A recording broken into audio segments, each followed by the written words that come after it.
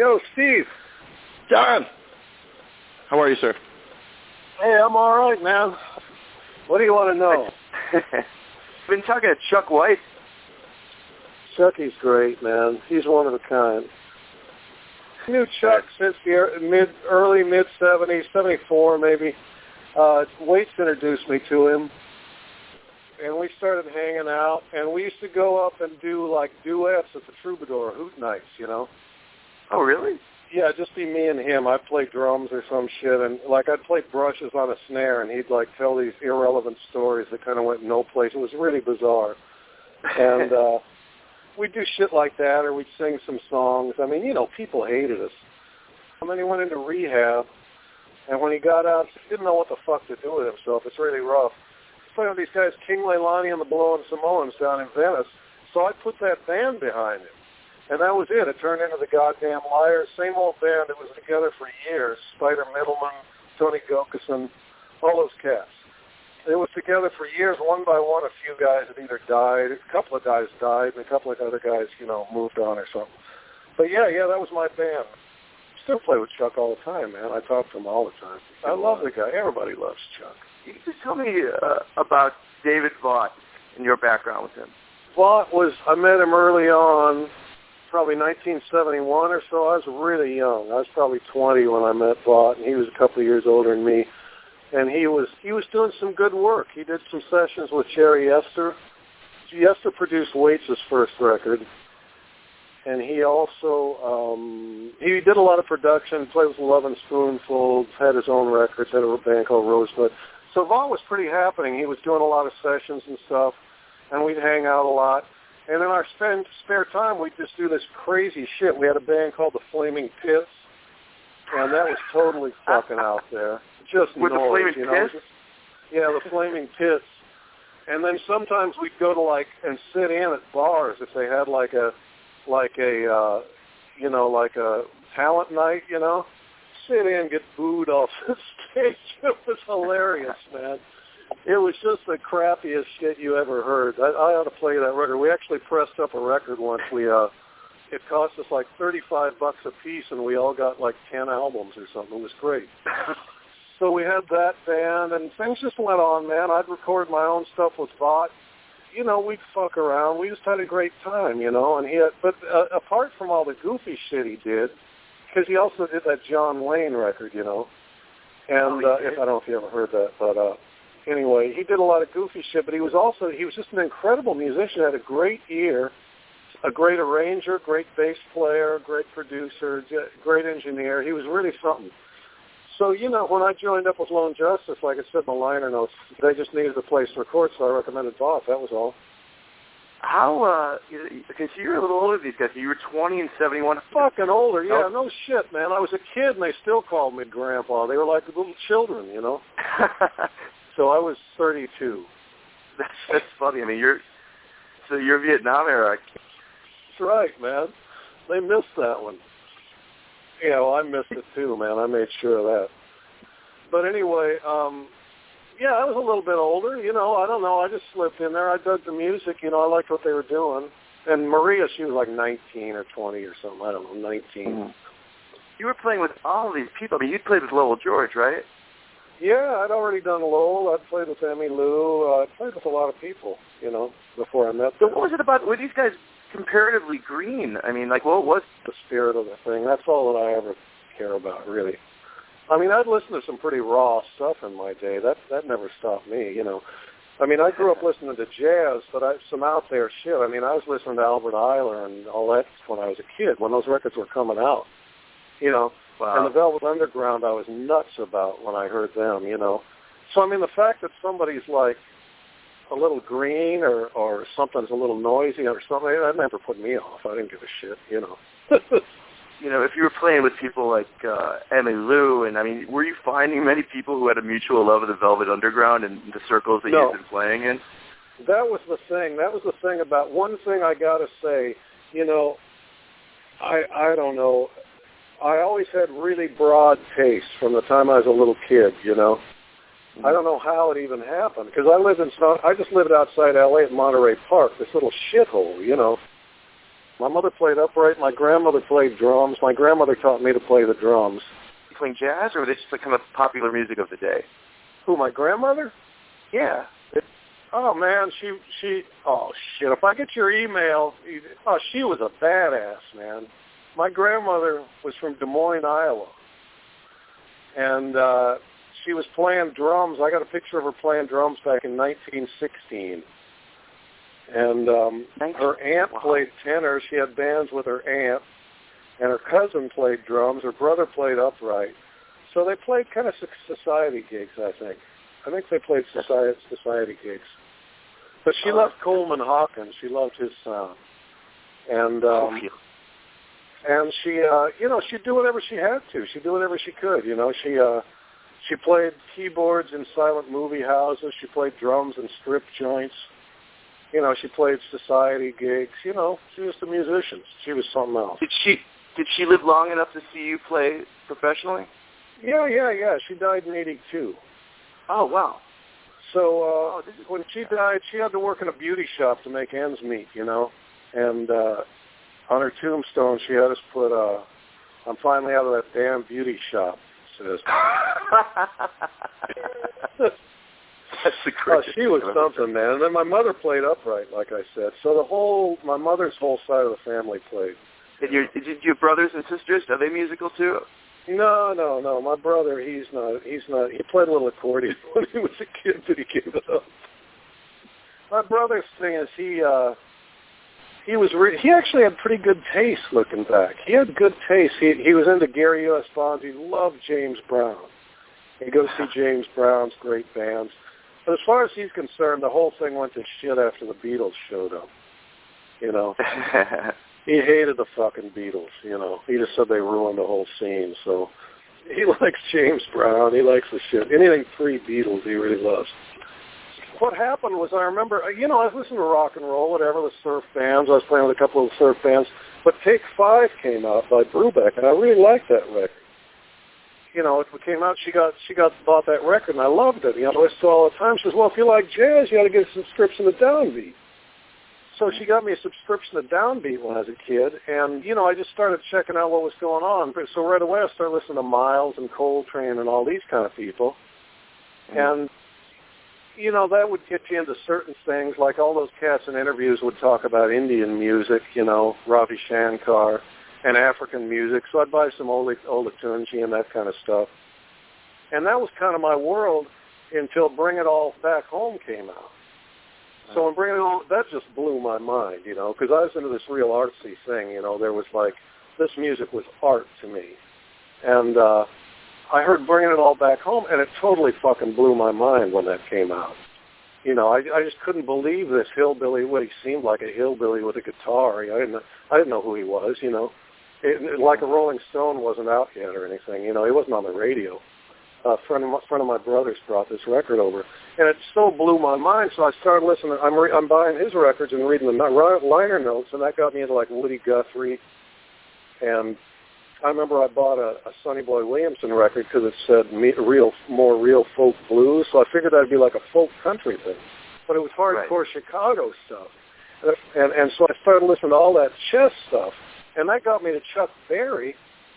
And he fucking blew my mind. Because everybody grew up at the time listening to you'd always hear Sweet Little 16 and Johnny B. Good. That was it. In the 60s, you didn't hear the old stuff. And I got a greatest hits record, and it blew my fucking mind, Chuck Berry, Who was his drummer? He had different guys. I think Freddie Below did most of the stuff on the sessions, all that regular chess bunch.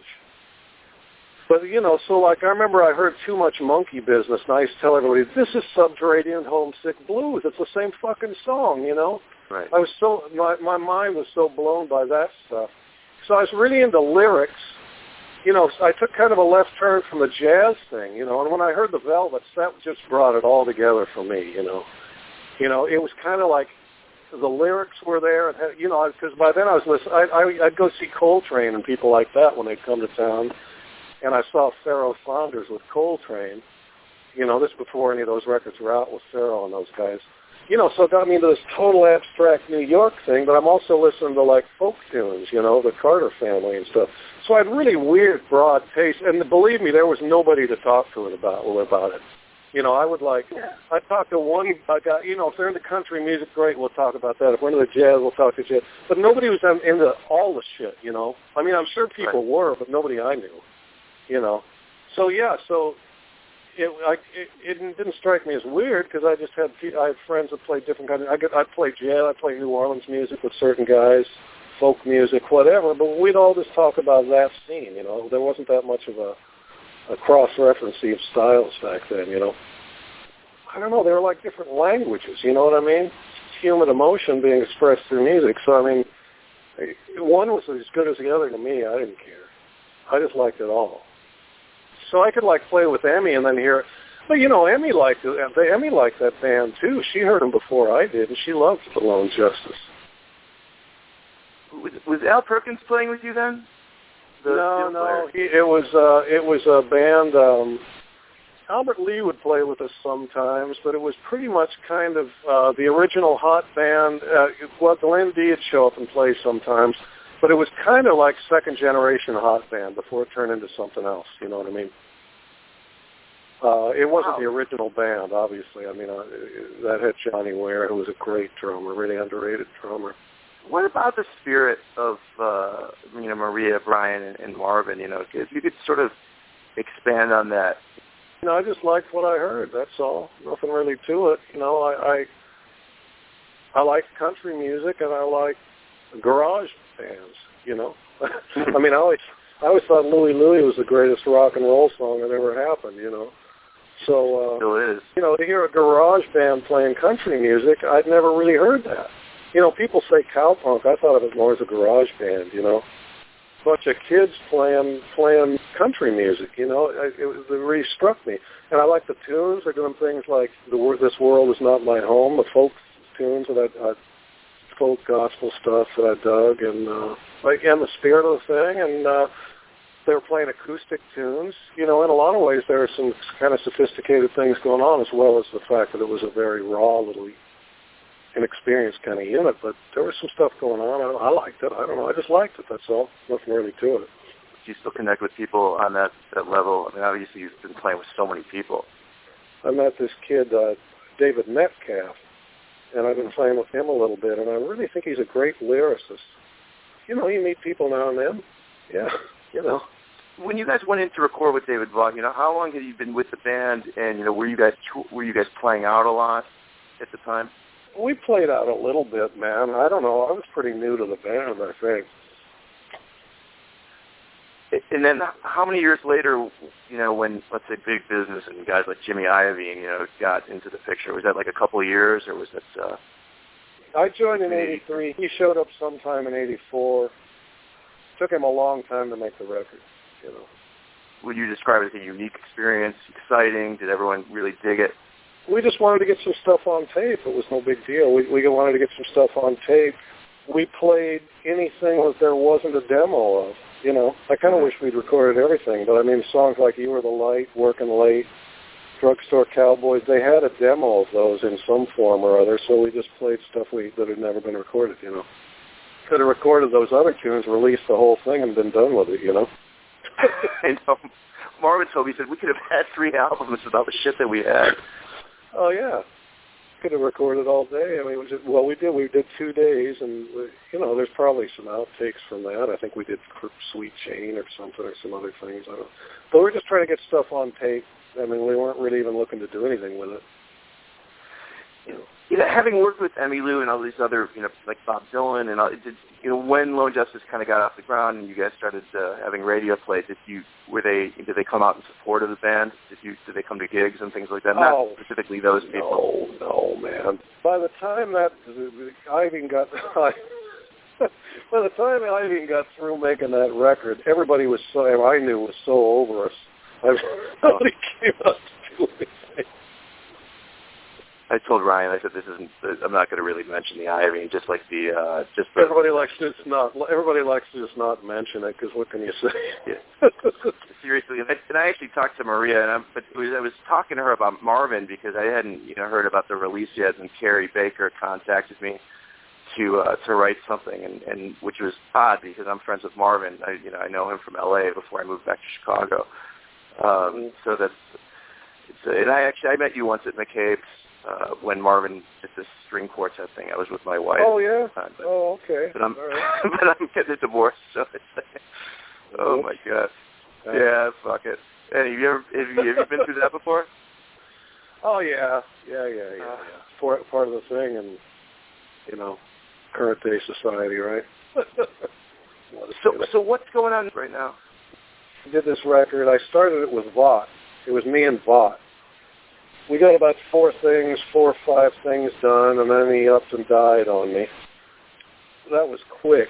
That was really quick, And I stayed over there with him actually for a couple of weeks. It was kind of a hospice situation. Oh, really? And then he passed away, so I've just finished it on my own, and I'm just trying to tidy up some loose ends before I get it mastered. Hey, let me say one thing, man. You know who I used to work with? Did you ever hear of a cat named Butch Morris? Cat I used to work with down in South Central. Oh, he's a badass, man. He's something else. I'll send you a link to his thing, too. He got into a thing called conduction in New York. He used to play with Cecil Taylor and some of those guys. And he got into a thing called conduction that he kind of invented. I mean, it's basically a series of hand signals to direct improvised music. He was just something else, man. Yeah, so I played with him when I was young. I guess when I was 14, I started playing with him. He was about 18. And then those guys all went to Nam. And then I hooked up with him again back in about 2006. I hooked up with him again. So I went back and played with him some more. That was real satisfying. And he passed away last year. It was fucked up, man. Fucked up year. But I see the bass player and I see the sax player. I don't know what happened to the other cats. How did you meet them? I mean, how was it that you were going to? They were living in I heard about the thing on the radio. It was like a little jazz workshop they were having down in Watts, and I started going there on Saturdays, and I met the guys. That was all. I just made the drive because I was in my own world over there in Monterey Park. I didn't have anybody to play jazz with or anything, When did you? I know you said you hooked up with them later on, but I mean, did you know them? Did you see Butch when he came back from the service? Not when he came back. When he's in the service, we got together a few times. Wow. And when he got back, he wasn't doing well from what he tells me. He said he was laying around getting high, and his mother finally moved him up to Oakland, which is where his brother was, I think, at the time. Mm-hmm. And that's when he got back into playing. He met David Murray and, played with a bunch of people up there. He was playing cornet at the time. And then I think David Murray went back to New York and asked him to come back there. So like in the 70s. But he also lived in Paris, or he lived in different places that I didn't really discuss with him. I think he lived in Istanbul for a year and a half or so. Now, did he have really good chops when he was a teenager? Well, yeah, but he wasn't he didn't think like that. He played. His playing was very thoughtful. It was very. Miles was his guy, and Miles had chops, but that wasn't what he was known for. He was known more for his ideas, and Butch was always kind of like that, kind of an idea guy. He's just known for ideas and not chop. I mean, obviously he was a motherfucker, but you know what I mean? He wasn't like, hey, he's going to blow your mind with high notes. It was nothing like that, But in 65 or 66, when you were playing with these guys, I mean, it seemed like, that was sort of free. I mean, what kind of jazz were you guys playing? What kind? We're playing a lot of Miles tunes, some standards, stuff like that. Did you read notation, or do you? Yeah, I do, but we didn't with that band, Mm-hmm. We just, and I remember a couple of times he had some ideas that were really, really spacey, kind of just little jabs, musical jabs that would come in an odd spot, like a 16th note after 2, mm-hmm. and then the next bar, one that would come in. So these jabs would just kind of keep coming at you, that was kind of an interesting concept. But we were kids, man, But still, we wanted to be like the Miles Davis band or something, the quintet or something, that's what we would have liked. Oh man, no, but it's really, I mean, exactly that whole like idea of conduction, I'm always really into hearing about new stuff. I mean, it's not new stuff, but it's new to me. So going from like writing about garage country to like that, it just really does a number on one's head. Oh yeah, no man. Yeah, well, you know, I think that when he told me when he was in Oakland, he was playing with Charles Moffat, who was from Ornette Coleman's band, and he said Moffat had about 4 hand signals he'd use to have people like for I don't even know what these signals were for, but you know, he had 4 or 5 hand signals, and Butch latched onto it. He said, "We'll expand this," and Moffat said, "Well, man, do what you want with it, you know." And so he was like a real mentor to him. And I know that Zappa, I saw Zappa in 1970, and he was using some hand signals. I'm not sure what they were for either. But I remember he'd give a hand signal and the shit had changed, you know. So it's not completely unprecedented, but Butch took it way to another spot, you know. He really turned into a language. And what was really cool about Butch was they were feeding off each other. You know what I mean? It wasn't just like, I'm giving a signal, that means you play this. It was like he's listening to them. And they're feeding it to him, and he's feeding it back to them. Like he had one signal that was a memory signal. Like, let's say you happen to be playing somebody digs, and he points at you and then pointed at his forehead. These signals would happen quick. He points at you, pushes his forehead, and holds up a finger. That means like memory 1. Wow. Or it could be like 2 fingers, memory 2. And so anytime he points at you during that piece and puts up 1 finger or 2, you go back to what you were playing then. You know what I mean?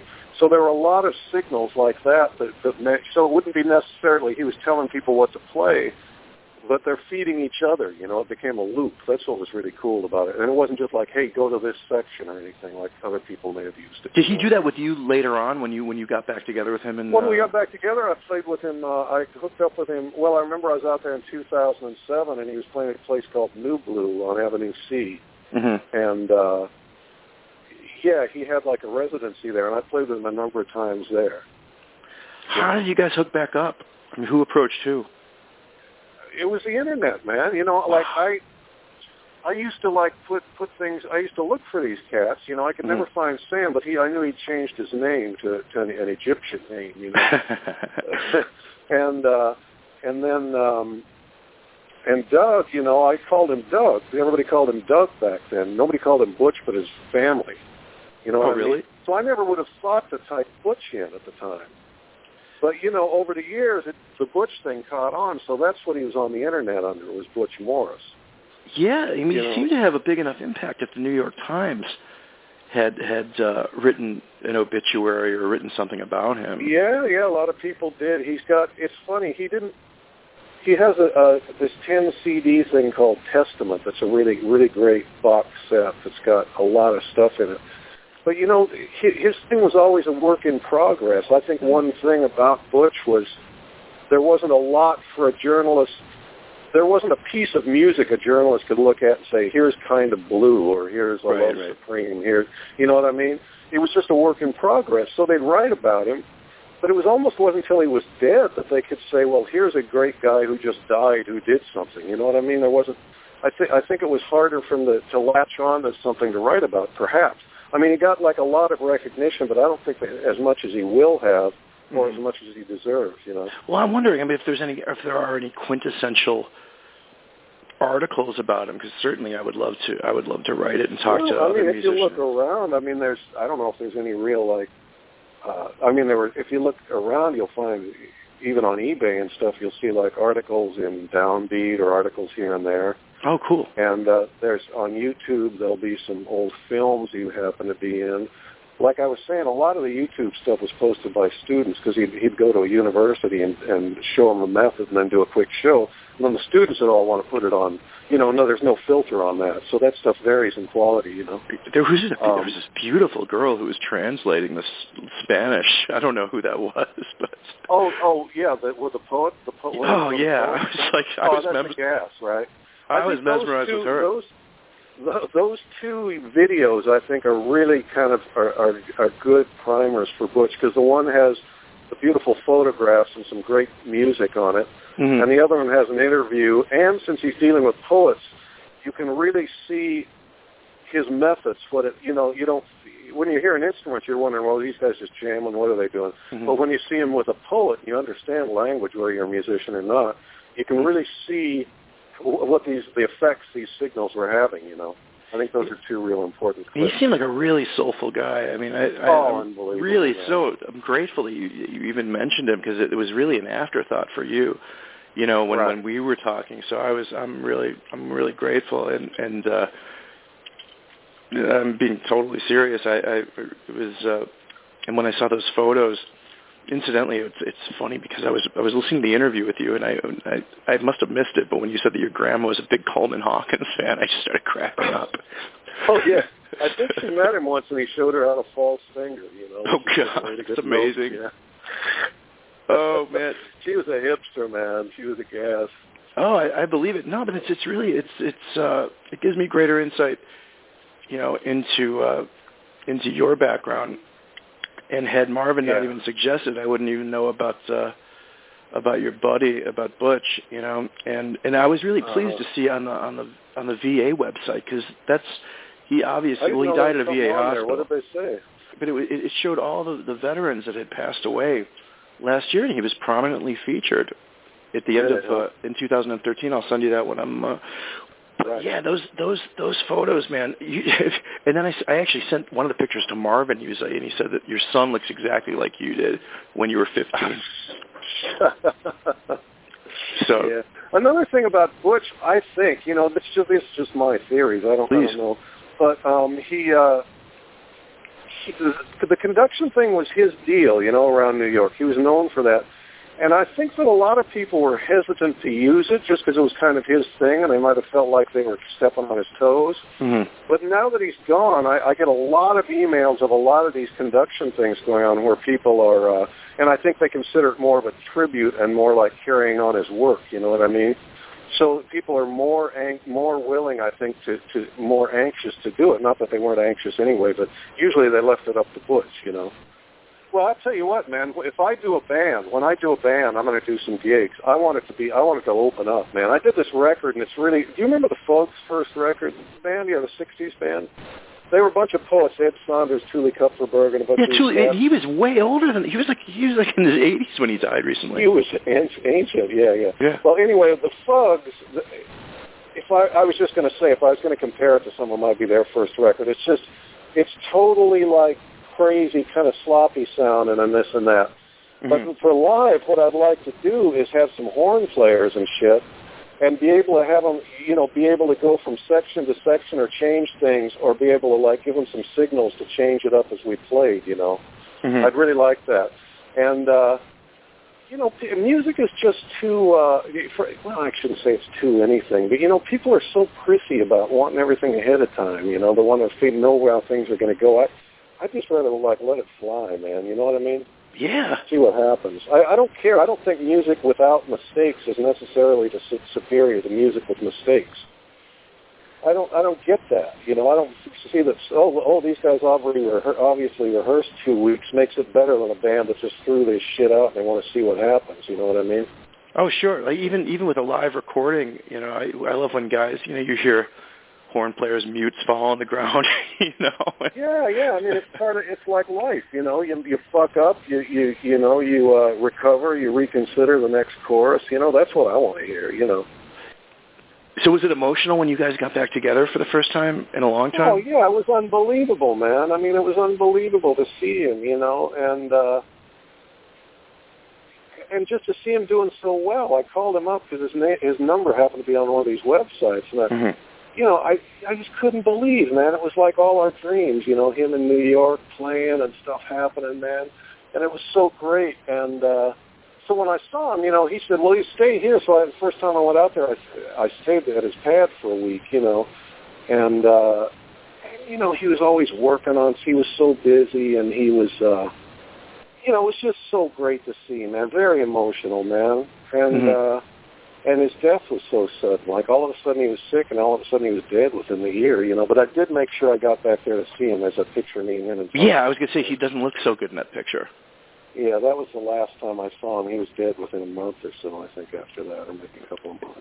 Have you ever told, like, Van Dyke or any of those people about him? Does anyone else know about him? Van Dyke, nah, not really. No? I might have mentioned him to Van Dyke. Van Dyke's a different animal.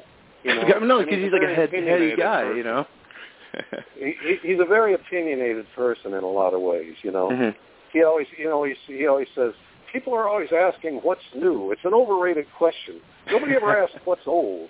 And, you know, he likes to go back and recycle different types of music that people aren't aware of, and certain composers like Gottschalk and some of these guys that he's just nuts over. Mm-hmm. But as far as somebody just stretching out and like letting things happen, that's not Van Dyke. He's a real control guy. Mm-hmm. You know, he wants shit written out ahead of time. He wants the band rehearsed, and he wants to know what's going to happen. And there's a zillion surprises within the arrangement. But he doesn't really like surprises. You know, Butch's thing is totally the opposite of Van Dyke. Right. You know, they're just two different animals, you know. Now, how did Butch sound when he played? I mean, I know that he got into, you know, the He wasn't playing anymore. He wasn't playing by then. Really? He hung up his horn, I don't know when, like I think in the mid-'80s when he decided to switch from, to conduction. Right. And at that point, he couldn't really play and conduct at the same time, and I think he just found it more interesting. How many kids? Did he have any kids? He had a son. He's got a son back there. He was in the East Village, man. I bought his apartment for $1,000 in the East Village. When the East Village was like Detroit, nobody wanted anything to do with it. You know, he was in Alphabet City there, in between C and D on 7th. And then people didn't even walk through there unless they were looking for drugs, you know. And he wasn't on drugs. He wanted his place, man. You know, he had foresight, you know. He bought a place for what happened was, like, there was a building there. Different cats. John Zorin bought one across the street from him for $35,000 or something. These guys are like, anybody that had the foresight for that. Rashid Ali, who was Coltrane's last drummer, he bought a building in Soho, you know, and these guys had the millions and millions of dollars worth of property by the time they died, you know, that had the foresight to buy things. But Butch saw this building, a beautiful old brick building, and he went to and you know, the pipes were stripped out, just like Detroit, man. The crackheads that come in there, rip everything off the walls. And Butch said, he went to the city and said, what would it take to turn it into a co-op? And they said, well, fill it up. There's 21 units. If you can fill it up, then come and talk to us. So he got 21 guys, you know, he's a good organizer, 21 people, families, whatever, that wanted to move in there. And he went back to the city, and he said, well, I got the people. What do you need? And they said, well, $1,000 a piece, and you can have it. So, like, they all bought their apartment for $1,000. You know, now those fucking things are worth $700,000. $1,000, unbelievable. This little one-bedroom apartments, you know, it's crazy, right? Well, it's like the Bowery. I mean, I did an article about this gal who was in a band called the Shirts at CBGB's, and she was just saying, I mean, how it was like Dodge City, you know, when they were with hookers. Fuck with that then, yeah. But no, that's really wild. I mean, it's God. Now I'm hooked. I'm gonna start. I'm gonna start looking into. You're an asshole for hooking me into this. Yeah. Oh man, thank you so much. But think of that little poem. I just said it because it's something I wrote after Vaught died. I was kind of thinking about Vaught. I'll see if I can send you some more stuff. Send it again. Came up. You mentioned John Zorn. I mean, he obviously those Knitting Factory guys knew all about Butch too, right? Oh yeah, they all know him. You know, Zorn had his own way of doing it. He used like cards, you know, which wasn't as poetic, you know, to watch, you know, holding up cards. No, this guy's whole, like, the way he gestured. I mean, he's a really soulful guy. I mean, the way he's... People loved him, man. We'd walk down the street and they'd say, you know, Professor, come sit with us, and want to buy him drinks, you know, or whatever, you know, get him something to eat. And I remember a little kid ran up and she said, His Majesty, she said, Butch. What? Butch's wife was mixed race from France, I think, very light-skinned. His son's very light-skinned, with long dreadlocks, kind of looks like Bob Marley or something. Looks like he'd be a model, you know. He was wearing like this white linen suit with a, you know, he was real broken up about the whole thing, of course, but, you know, he's a good-looking kid, and I think he just got married to some, but I don't know these people. You know, I don't know his kid really. I just met him. Did Butch know how involved in music you had been after, or did you completely surprise? We didn't know shit about each other. You know. You know, I didn't know that he was still playing. You know, it was funny. I look back and I actually had records with him on them. Really? But you know, they were always different. You know, some would say Lawrence. I have one that said Lawrence Douglas Conduction. I wouldn't have known that. You know. I'm surprised that when he went into the service, he couldn't just like end up in some kind of marching band like all the other great jazz. I know he was a young guy and he wasn't established yet. They probably had their fill. They probably, you know, there were so many people in the service with that war, man. They probably had their, who knows, those bands were probably full of. How did you get out of that? I became an epileptic. You became an epileptic. I cleaned up after the war. You know, I wasn't going to go fight that fucking war. Fuck that. Oh, man. No, it's sad. Like, I imagined, you know, even driving mail around that place must have been traumatic for guys. You know, I know he had a rough time when he got out of Nam, and I didn't know why. And then I assumed he'd seen a lot of combat, but I didn't want to ask him. Then one time we were talking about it, I said, yeah, what's going on over there? He says, oh, man, it was great. He says, I had a job delivering mail. We'd start at 4 a.m., me and this chick, we'd drive clear down the coast, delivering mail to the different spots. I don't know where they had to deliver it. But it was like a 3-hour drive each direction. We'd smoke weed all the way there and back. It was beautiful, the ocean. I said, well, that doesn't sound too bad. But then later he let it slip. He says, yeah, man, just for some reason, this cat I knew was a doctor, and he said, hey, Morris, sew this guy up. We got incoming. You know, I guess that's how they do things in the service. He knew nothing about it, and he took a needle and thread and gave this guy stitches. Mm-hmm. And he says, that's pretty good. You're a medic now. Oh, wow. So you can imagine, man, the fucking blown up, you know, pieces of body coming through there, people dying right and left. I can't. And he didn't complain about it, but he told me once, he said, yeah, I just saw too many dead people, man, you know. Oh, yeah, but it might have informed his creativity later on, you know. Yeah, right, exactly, man. That's what I said in the he said it was good for me, man, because he says, I realized if it can be over that quick, I may as well make the most of it, you know. Right. Wow. Well, I'm going to go read this in full right now.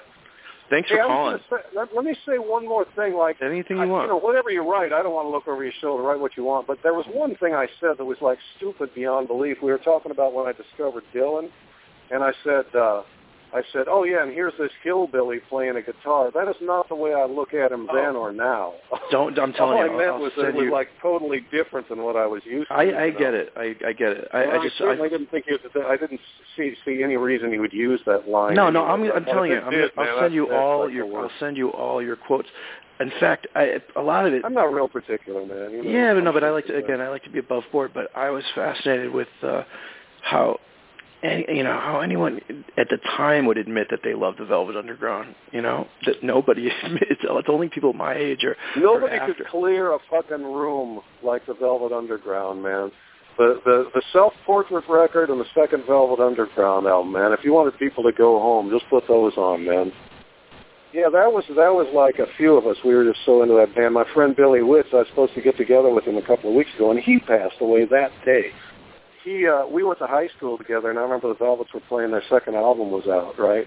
And they were playing at the Whiskey. He said, man, they're playing. I said, I can't go. I'm totally broke, man. I wish I would have just gone and stood outside. But anyway, he went. And I said, how was it, man? He says, it was great.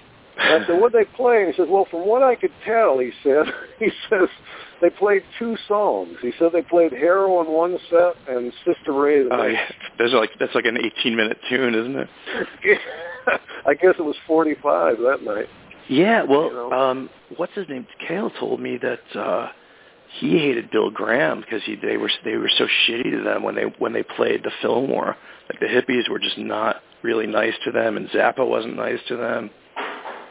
Yeah, I'm sure not, man. And Cale's a musician's musician. I mean, he was the guy in that group who I think Aaron Copland. He really twisted it. He really made it give it a left turn, didn't he? Yeah, no, but Aaron Copland brought him over to study at Tanglewood in like 1961 or 62. I mean, he was a real, he was learning composition and Well, that was the thing. When that shit came out, you had those lyrics, which was my thing after hearing Dylan, you know. Mm-hmm. And then you had, like, just that avant sort of edge to it, especially the second record, man. It was just sounded like the fucking walls were coming down. And then the rock and roll thing, I mean, I just loved everything about it, especially that record, man. That was my favorite. Did you like the Grateful Dead at all? Dead, I never got into, man. I never got it. I don't know. I mean, I'm sure they're great. I like some of their tunes, but every time I try to listen to them, I kind of get bored. I don't know. And that's something. I mean, I don't know. I mean, I know a lot of people who love them, people whose tastes I really respect. And Bob Dylan, they say, tried to join the band, right? You ever read that? Yeah. Yeah, so I mean, you know, I'm not putting them down. I just never really got into it that much. I should listen some more, you know. That's cool. Well, listen, anytime if you have any interesting stories, please feel free to call me. But I'm going to send you the article that I saw on Butch and the VA and a couple of the articles that I've written, and I'm going to send you the link to the film that I made that Cale Great, worked man. on. I'll check it out. Cool. I'm glad you called. Thank you so much. All right, man. Take care. Take care. Bye-bye.